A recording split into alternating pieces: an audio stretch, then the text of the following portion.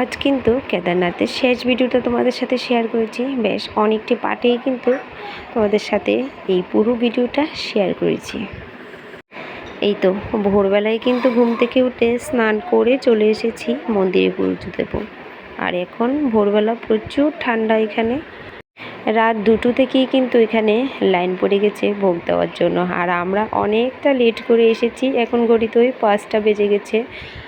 কাল সন্ধ্যেবেলা এসে তো আমার আর বেরোনো হয়নি, ওই সবাই একটু একটু করে বেরিয়েছে। তো এখন ভোরবেলা এসে চারদিকটা এতটা সুন্দর লাগছে, আমি তোমাদের সাথে একটু শেয়ার করছি। দেখো হিমালয় পর্বতটা জাস্ট মনে হচ্ছে, জানো তো, কাছ থেকে যখন দাঁড়িয়ে দেখছি মনে হচ্ছে একটা সিনারি, এত সুন্দর লাগছিল।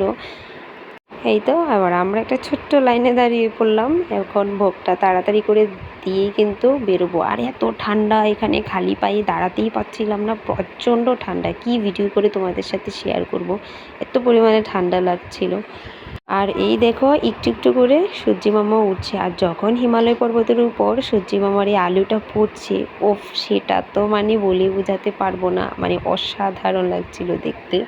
আর দেখতেই পাচ্ছ আমার মুখের অবস্থা, কোনো স্মাইল নেই। জানি না বন্ধুরা, মন্দিরের কাছে যত মানে এগিয়ে গিয়েছি, ভেতরে গিয়েছি, আমার এত কষ্ট হচ্ছিল তখন।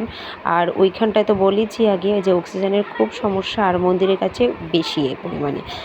তো মানে খুব শ্বাসের কষ্ট হচ্ছিল। আমি যে সৃজাকে একটু ভেতরে নিয়ে যাব, মানে সেই অবস্থাটা তখন আমার ছিল না, আমার খুব কষ্ট হচ্ছিল। তারপরও একটু একটু ক্লিপলি নিয়ে মানে স্মৃতি হিসাবে রেখেছি। তো সৃজার বাবা বেরিয়ে এসেছে, আমরা কারণ এখনই নেমে যাব।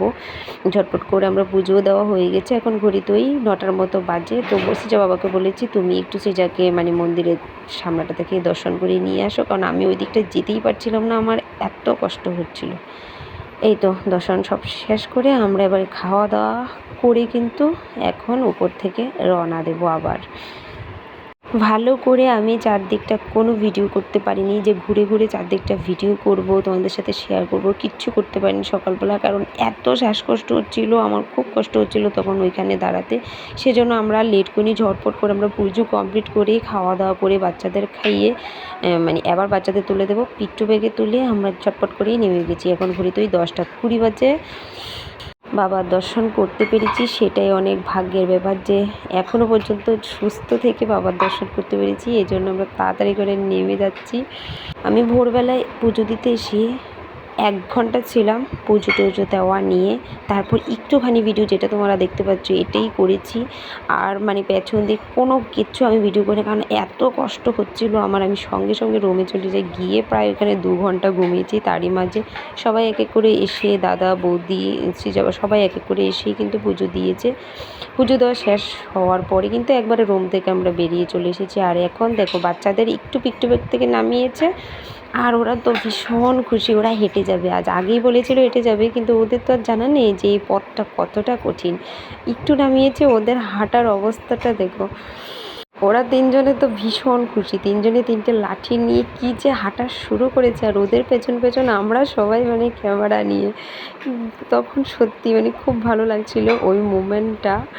এই তো একটুখানি হাঁটতে দিয়েছিল ওদেরকে, এখন আবার পিট্টু পাকে বসিয়ে এবার কিন্তু আজ কিন্তু আমরা যাওয়ার মানে নিচে নামার সময় আর একদম বসিনি, পুরো একদম জোর কদমে হাঁটা। কারণ আমরা যখন নিচে নেমে আসলাম তখন কিন্তু পুরো রাস্তাটাই আমরা বৃষ্টি পেয়েছি। তো সে কারণে আজ আর মানে ভেবেছি আজ আর বসবো না, কারণ খুব তাড়াহুড়ো করে হেঁটে চলে এসেছি উপর থেকে। আর বসে বসে বসে বসে মানে বেশি রেস্ট করে করে হাঁটতে গেলে অনেকটা সময় লেগে যায়। তারপরেও আমরা 10টা 20-তে হাঁটা শুরু করেছি, ওই 6টা 20 বেজে গেছে আমাদের জায়গায় গিয়ে পৌঁছতে। আমার জীবনে মানে না দেখা স্বপ্ন, না দেখা ভাবনা সত্যি কী করে যে সত্যি করলাম, সেটা আমি আজও মানে ভাবি এখনও বসে বসে, যে যেটা আমার কখনো প্ল্যানই ছিল না। তারপর চলো, সেই দিন তো আস্তে আস্তে সন্ধে হয়ে গেছে। সেদিন আমরা গাড়িতে মানে কিছুটা পথ এগিয়েছিলাম। তারপর দেখো নেক্সট ডেতে মানে আজ সকালবেলায় তোমাদের সাথে ভিডিও শেয়ার করছি। এদিকে তো সৃজায় কান্নায় ভেঙে পড়েছে, কারণ এখান থেকেই কিন্তু আমাদের কেদারনাথের যাত্রা শেষ করে আমরা বদ্রীনাথের উদ্দেশ্যে রওনা দেব এখন সবাই। আর সৃজার বাবা যাচ্ছে না আমাদের সাথে বদ্রীনাথ, ও চলে যাবে দিল্লিতে। সেই কারণে সৃজা তো ভীষণ কান্নায় ভেঙে পড়েছে, বাবাকে ছেড়ে যাচ্ছে। এই তো দেখতে পাচ্ছ আমাদের গাড়ি এখন ছেড়ে দেবে, ও এখান থেকে গাড়ি ধরে চলে যাবে ঋষিকেশ থেকে দিল্লির উদ্দেশ্যে রওনা দেবে। চলো, আমাদের প্রত্যেকটা মানুষের সুস্থভাবে কেদারনাথ দর্শনটা হলো, এবার আমরা রওনা দিচ্ছি বদ্রীনাথের উদ্দেশ্যে। তোমরা যারা বিশেষ করে যারা বাচ্চার মায়েরা আছো, যাদের কেদারনাথ দর্শন করার খুব ইচ্ছে, বদ্রীনাথ দর্শন করার ইচ্ছে, তারা ভালোভাবে ইনকোয়ারি করে তারপরেই কিন্তু এসো। হঠাৎ করেই কারো ভিডিও দেখেই কিন্তু লাফিয়ে চলে এসো না কেদারনাথ বদ্রীনাথ দর্শন করতে, কারণ এই পথগুলি খুব কঠিন। যেটা তোমরা ভিডিওতে দেখে এত ভালো লাগছে, সামনে যখন আসবে সত্যি খুব কষ্টের কেদারনাথ বদ্রীনাথ দর্শনটা, অনেকটাই কষ্টের, যেটা ভাবতেই পারছো না। চলো, বেশ কয়েকদিন ধরে ছোট পার্ট করে কিন্তু তোমাদের সাথে কেদারনাথ যাত্রার পুরো ভিডিওগুলি শেয়ার করেছি। ভিডিওটি কেমন লেগেছে কমেন্ট করে জানাতে কিন্তু ভুলে না। আর নেক্সট ডে থেকে কিন্তু বদ্রীনাথের সম্পূর্ণ ভিডিও তোমাদের সাথে শেয়ার করবো। টাটা।